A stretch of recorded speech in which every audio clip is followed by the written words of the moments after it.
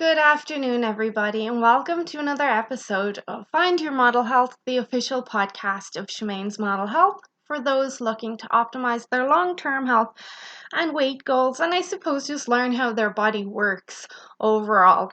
I am Shemaine Linney. I am a biohacker and fitness and nutrition expert. Of course, I'm your host, and I'm very happy to have you back with me this week. And it has been a cold week. I think hell must have frozen over. It's been that cold this week.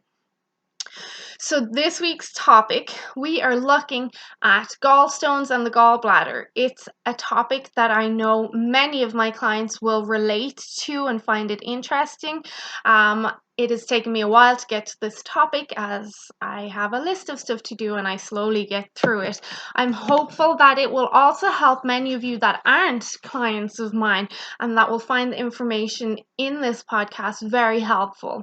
So before I do go on, I must stress that the information in these podcasts is for informational purposes only and should not be taken as medical advice, and that you should consult your doctor before you make any specific health changes. So moving on, we're going to dive straight in. What are gallstones? Well, gallstones, the medical term is cholelithiasis. They are hardened deposits of digestive fluid that form in your gallbladder. So your gallbladder sits just underneath your liver and it catches bile as your liver produces the bile. So gallstones are usually made of bile, which is composed of water, cholesterol, fats, bilirubin, and bile salts. Then this is all produced by the liver with the help of your digestive system, and then it drips down into your gallbladder underneath your liver where it is stored until the body needs it. So as it stands, gallstones are very common. It's estimated that between 6 and 22% of the population of Europe have gallstones. But then in the US, it's estimated that 12% of the population, or roughly 36 million people, are affected with gallstones. That's an insane amount of people. That's crazy. So gallstone sizes vary, with some as small as a grain of sand and others as large as a golf ball or even a tennis ball. Some can be as big as.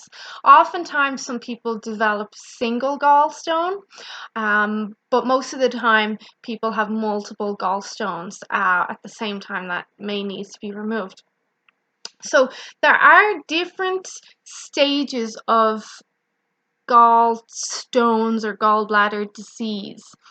So you've got your asymptomatic gallstones, and these are gallstones that are present, but they don't cause many symptoms. They don't cause much of a problem, and you generally will flush them out yourself. Then you have uncomplicated gallstone disease, usually caused when gallstones block the bile duct, and this can lead to episodes of abdominal pain and spasms and cramping that can last several hours, and these episodes can occur infrequently or randomly, and I know a lot of my clients have had this type of gallstones disease. And then the third one, there is complicated symptomatic gallstones or gallbladder disease, where the gallstones cause serious complications like inflammation of the gallbladder. Then your symptoms can include a high temperature, constant abdominal spasms or pains, and even jaundice. So they're the types. They're the stages of gallstones or gallbladder disease. And then there are two types of gallstones that can form in your gallbladder. The first one being cholesterol gallstones, and these stones are usually yellow, and they are the most common type, and they're responsible for about 80% of gallstones among those individuals in Europe and America. Although they're mainly composed of undissolved cholesterol, these stones can also contain some other components too, some toxin buildup as well. And then the second one is pigment gallstones.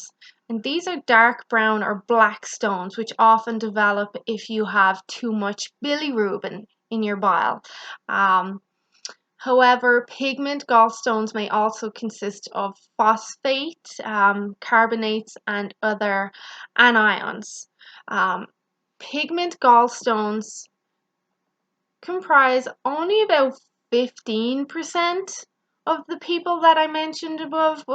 So it was 6 to 22% of Europeans and up to 12% of Americans. So in total, about 15% of stones among all of those are the pigment gallstones. But pigment gallstones are also more common among Southeast Asians. So that's interesting. What causes gallstones? What usually causes gallstone formation, there's usually some sort of environmental factor, but it's still kind of unclear. Researchers have discovered instances that might prompt gallstone development, like an imbalance in the chemical composition of biles is said to be predominantly responsible for gallstones. So that means if you have too much of one component in the makeup of the bile, then this can contribute to gallstones. So, for example, those biles that contain too much cholesterol, dissolving cholesterol but released by the liver requires certain chemicals, and usually bile contains sufficient amounts of these chemicals to dissolve the cholesterol. But if there is more cholesterol excreted and there isn't enough bile, so if you're not producing enough biles or bile salts to dissolve the cholesterol or the fats, the excess cholesterol can develop into gallstone crystals. And then you have that second type, the pigment one, where the bile contains too much bilirubin. Bilirubin is a chemical produced when the body breaks down red blood cells. So bilirubin levels can significantly increase among people with liver cirrhosis, so scarring of the liver, biliary tract infections, or certain blood-related conditions.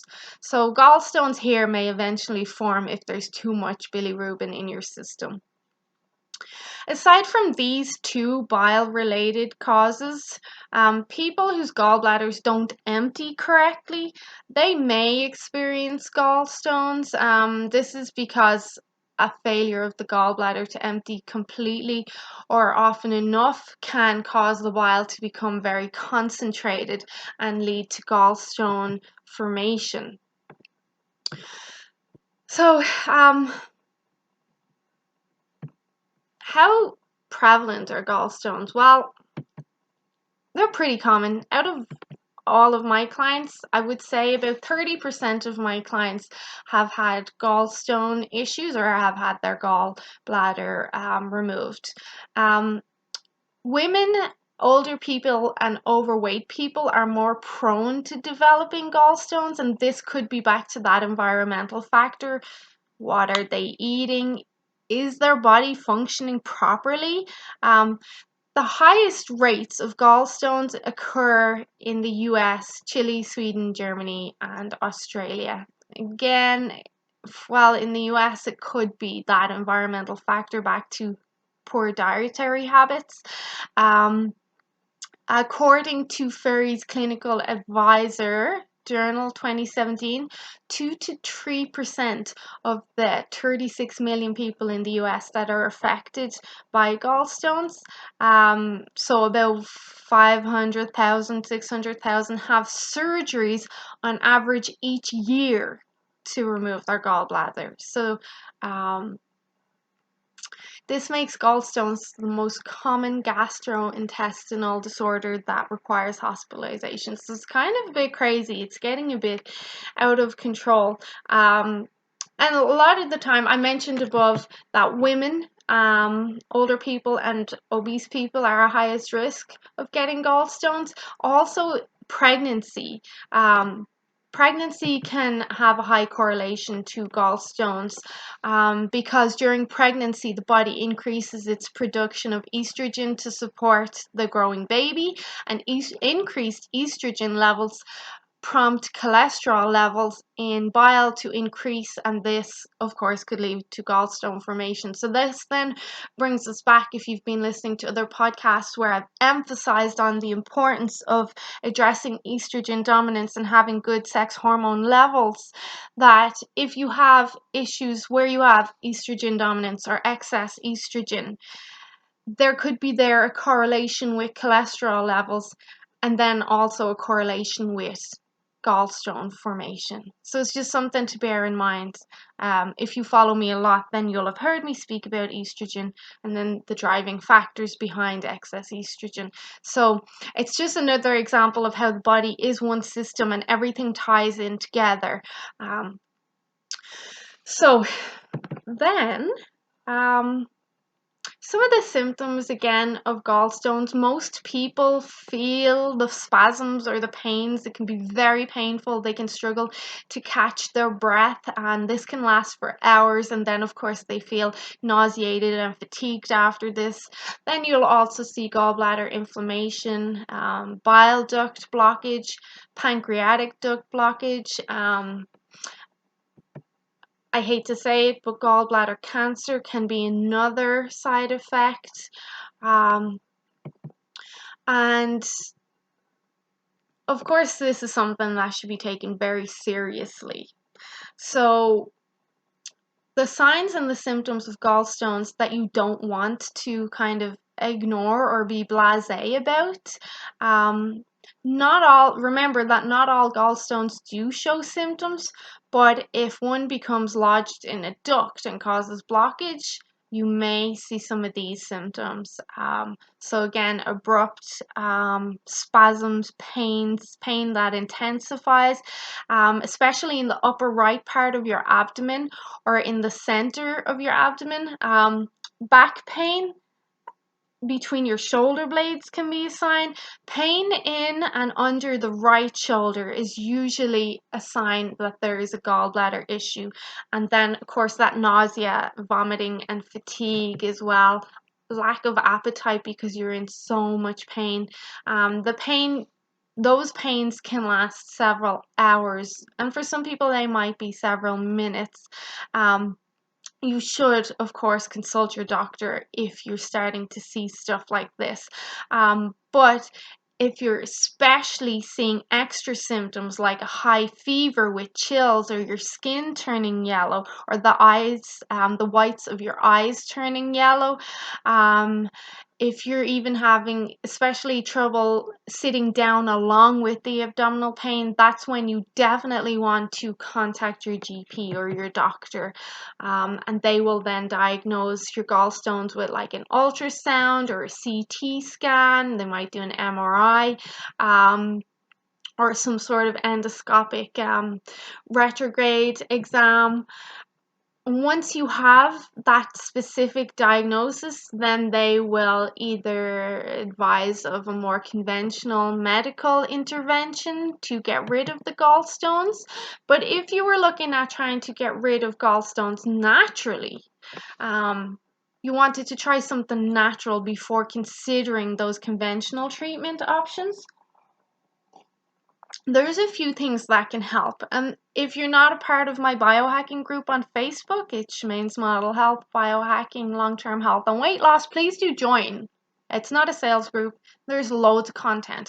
And you can just, in the search bar, search for liver or gallstones or gallbladder, or you can search Swedish bitters or choleritic herbs or anything like that, and you're going to get some direction on what you can do to help manage gallstones naturally.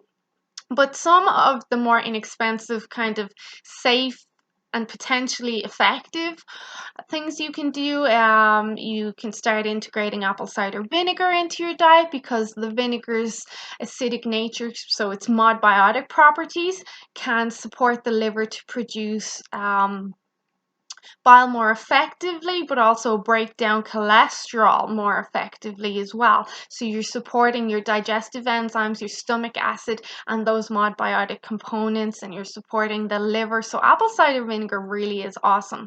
And lemon juice, and I think lime juice do the same. They're pretty effective. Studies show that lemons may inhibit the body from being um, too out of balance with its pH, so not too acidic and not too alkaline. Now we know that different parts of the body have different pHs, but lemons can help just keep a nice homeostasis. So I do encourage a lot of my clients to add lemon juice into their green tea, and green tea can actually be quite effective as well at supporting the body in breaking down fats. Then you've got stuff that's going to support the liver. So milk thistle can help stimulate bile production. You've got some dandelion leaf, and dandelion root tea can also be very effective there. Sometimes I like to throw in some marshmallow root or meadowsweet, have been shown to be effective in supporting gallstones and digestive health. Pectin, which is present in pears but also in apples, especially green apples, in the skin and in the seeds. It can assist with softening gallstones and allow them to be flushed out easily. This is something I encourage a lot with my clients, is to make sure they're eating skin and seeds of their fruits. So very important, especially your pomegranate seeds and your berry seeds. And then organic green apples is something I encourage my clients to have as well. And then lastly, organic psyllium husk. That can be one. That can serve as a gallstone treatment, since fiber in psyllium is known to bind to the cholesterol in bile, and it's assist in preventing gallstone formation. So I'm just going to repeat that again, because I know I have some clients that have cholesterol issues alone and also have some liver issues. So the fiber in psyllium is known to bind to cholesterol in bile and assist in preventing gallstone formation. So not only is that preventing gallstone formation, but if it's binding to excess cholesterol, it can help bring down those cholesterol levels too in your bloodstream and help with the elimination process. So if you're eliminating cholesterol and it's bound in fiber, you're basically going to be pooping that out, and that's a good thing. Just make sure to use organic, so important, and 100% pure psyllium husk, because it's heavily sprayed with Roundup and other crop and harmful pesticides. And something else, when people take psyllium husk, they will take it in like a pint of water, and I say a pint of water because that's the Irish slang, but that's like 500 mils of water. So you want to have 500 mils of water with your tablespoon of psyllium husk, but then you also want to have another 500 mils of water straight after. And if you feel you're dehydrated at all after taking psyllium husk throughout the day, you want to keep hydrating, because it acts like a sponge. It'll just suck everything in to your colon, and that will contribute to dehydration, and then that has its own problems. So we don't want to go down that road again. So I don't want to touch on gallstone surgery, because that will be something for your GP or your doctor to discuss with you, but I have given you some natural stuff. There's options in my biohacking thing. You also, there's other lifestyle interventions. You want to maintain a healthy weight, so if you're obese, you want to look at losing weight. You want to be moving regularly to aid in circulation. You want to be exercising regularly to help bring down that cholesterol and convert and manage your cholesterol into good cholesterols. You want to be able to improve insulin sensitivity. You want to be detoxing estrogen. And I know I am sounding like a broken record here, because there is a lot of stuff, because your body is one system.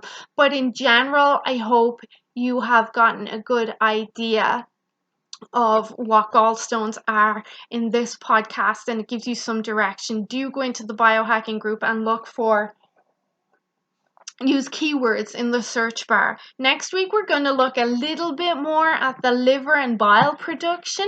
And then maybe as soon as I get a minute, I'll do a post on the optimal diet for if you have gallstones, or I think post gallstone or gallbladder surgery removal is going to be a good post. So as soon as I get time, I will do that.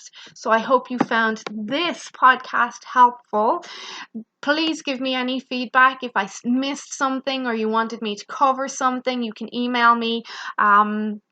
That's Shemaine at findyourmodelhealth.info, or you can message me on Facebook just through Shemaine's Model Health, or whatever other avenue you choose. I'm pretty easy to find.